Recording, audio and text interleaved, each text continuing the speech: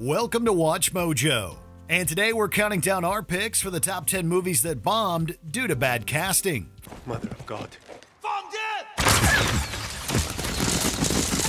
For this list, we'll be looking at the most head-scratching cast additions that sank a film's prospects with critics, audiences, or both. Obviously, these movies had problems other than ill-advised casting, but it certainly didn't help. Did we miss any star-studded duds? Let us know in the comments. Number 10. Colin Farrell as Alexander. Alexander. Something has to go very, very wrong for a title character to be this spectacularly miscast. Conquer your fear! And I promise you, you'll conquer death! Colin Farrell is a good actor, but he turned in a performance here that makes you wonder if he thought he was in a different movie. Even with nearly 3 hours of screen time, Farrell's horrid line reads don't evoke any emotion other than utter boredom. But as Alexander's army, they can go where they never thought possible. They can soldier, work in the cities. The Alexandrias, from Egypt to the outer ocean. With a budget well into 9 figures, the meager box office return won't be justifying a sequel anytime soon. Although, given Farrell's misguided performance, that's probably for the best. I've come to believe that fear of death drives all men to fight you. This we didn't learn as schoolboys. Number 9. Jaden Smith as Katai Raish. After Earth. Most family nights include going to the movies, not making one. And this is a prime example as to why. Dad. Yeah. I want to work with Mom. The stunt casting of Will and Jaden Smith as in-universe father and son ended up more distracting than anything else. Even setting aside the obvious nepotism, the Smith son clearly lacked the training or experience needed to shoulder such a hefty role. Sir, I am dedicated, have studied, and consistently display conduct becoming of a ranger, sir. I request that the commander reconsider his assessment, sir. As a result, this familial excursion crash-landed due to horrendous reviews, with a meager box office tally to match. It's a real shame since, on another Earth, a different actor for Katai might have saved both the movie's reputation and its bottom line from complete embarrassment. My suit's turned black. I like it, but I think it's something bad. Number 8. Dane DeHaan and Cara Delevingne as Valerian and Laureline. Valerian and the City of 1,000 Planets. Luc Bession's adaptation of the French comic series Valerian and Laureline didn't want for a visual showcase. But when you're trying to sell moviegoers on an IP most of them haven't heard of before, you're gonna need recognizable stars at the forefront. Don't you think we should run through our assignment? That's the last thing I feel like doing. Not very professional, Major. Look. Dane DeHaan and Cara Delevingne are by no means bad actors, but they tend to exude characteristics more suited to villains, which make their hero roles here not quite as fitting. I want my heart to belong to you and no one else. My heart will belong to a man who will erase his playlist for me. They alone couldn't sell Valerian to American audiences, who only contributed about $40 million to its $226 million worldwide haul. With a production budget only about $3 million less than that, and you know this one lost money. You're late, Major. Sorry, sir. Things got a bit more complicated than we expected. Prepare for the worst and you won't be disappointed. Neither will I. I'll keep that in mind, sir. Number 7. John Travolta as Turl. Battlefield Earth. Villains are supposed to be menacing, or at the very least, somewhat interesting. But we'd take anything halfway believable compared to what John Travolta is doing in this movie. While you were still learning how to spell your name, I was being trained to conquer galaxies. He lobbied for, produced, and starred in this sci-fi dud. In fact, he may have worn too many hats that his performance suffered for it. Crap, lousy ceiling! I thought I told you to get some man animals in here and fix it! His hilariously overblown performance steers the entire movie towards farce to the point people were only coming out to laugh at it.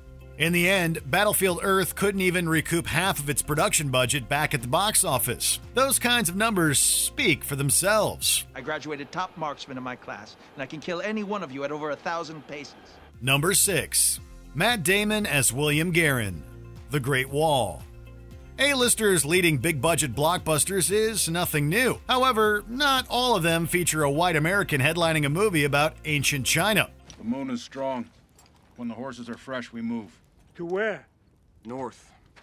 If they keep after us, we'll kill them in the mountains. From its very first trailer, the film's marketing was marred by accusations of the harmful white savior trope. Critical reviews weren't quite as harsh, but by then, it was too little, too late. The black are the foot soldiers. And the red? Those are the archers.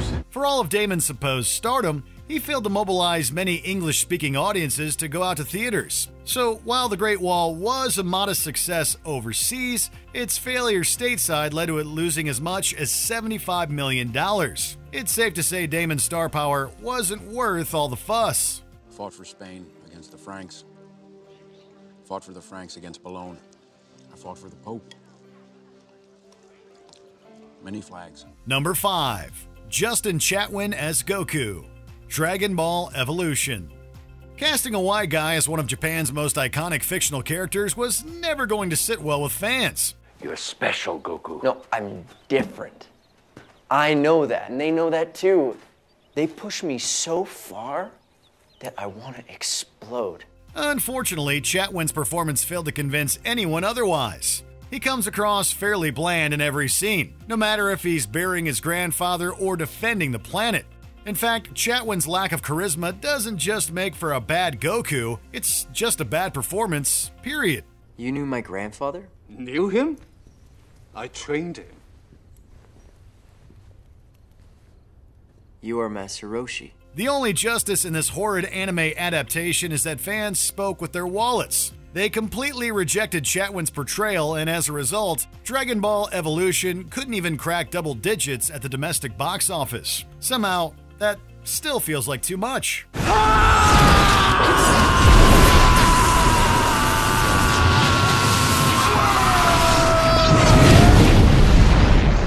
Number 4. Emma Stone as Captain Allison Ng. Aloha. For all intents and purposes, a rom-com starring Bradley Cooper, Rachel McAdams, and Emma Stone should have been a slam dunk. Oh, Captain Ring. It's Ing. Oh. It's like ring, but without the R or the I. It's just Ing. It's short. Short's good. But the only thing this movie said aloha to was a mountain of controversy. Many took issue that Stone, a white actor, had been cast as a character who is a quarter Hawaiian and a quarter Chinese. Well, sir, I will also be an invaluable addition to our joint mission. I am a quarter Hawaiian. Ho'olalea. Both Stone and the film's director have since regretted the decision, but it came too late to save Aloha from infamy. Apparently, Hollywood didn't learn their lesson since 2017's Ghost in the Shell made a similar gaffe with Scarlett Johansson's casting as Major Mira Killian. They say there's no such thing as bad press, but these box office receipts beg to differ. You sold your soul so many times, nobody's buying anymore. Number 3. Mark Wahlberg as Joshua Peters. The Truth About Charlie. Living up to one of Cary Grant's best roles is a fool's errand, so it's almost admirable that this 2002 remake didn't even try. And already you're moving her into your hotel, taking her in at night. It's kind of a damsel in distress thing. Instead, they seemingly let Mark Wahlberg brood on set for a few months and turned in a lackluster finished cut. Any attempts at intrigue are lost in his attempts at charm. Reggie, I hate that you're caught up in this. But at the same time, I'm glad, because it means that we've met. In a lesser role, it could be forgiven. But as a leading man in a high-stakes thriller, it's tough to overlook. The film rightfully bombed in theaters, making just $7 million against a production budget nearly 9 times that. No question about it, the truth here is that Mark Wahlberg was miscast. Reggie, listen. I'm on your side. Now I wish you'd tell me everything you know. Promises or no promises, so I could be of some help. Number 2. M. Night Shyamalan as Vic Rand. Lady in the Water. The worst part about this blunder is that Shyamalan has no one to blame but himself. I don't know who you are, but you did something to me. My thoughts. After all, directors are often instrumental in casting the right actors, but that clearly wasn't the case here. Except it's not just Shyamalan's acting that ruined the movie. It was that he cast himself as a grandiose avant-garde writer whose story will supposedly change the world. I wrote this thing. It might take decades or longer to create a reaction before it anchors in the consciousness. We aren't kidding. As expected, the self-indulgence appealed to few people, so Lady in the Water was both a critical and commercial disappointment. But at least Shyamalan had the honor of taking home the Golden Raspberry for Worst Director and Worst Supporting Actor for the same movie. Hey, Mr. Ebe, I know I sent in that form. I gave it to you on the stairs. My sister's all angry at me now. Before we continue, be sure to subscribe to our channel and ring the bell to get notified about our latest videos. You have the option to be notified for occasional videos or all of them. If you're on your phone, make sure you go into your settings and switch on notifications. Number 1. Vince Vaughn as Norman Bates. Psycho. We all go a little mad sometimes, but it takes some serious insanity to justify this bizarre casting. She just goes a little mad sometimes. We all go a little mad sometimes. Haven't you? Sure, remakes are always going to field comparisons to the original, but this shot-for-shot modernization only reinforced how miscast Vince Vaughn is as Norman Bates. Instead of unsettling, his line delivery comes across as hokey. No trouble at all. Today's linen day. I change the beds here once a week, whether they've been used or not. I just hate the smell of dampness, you know?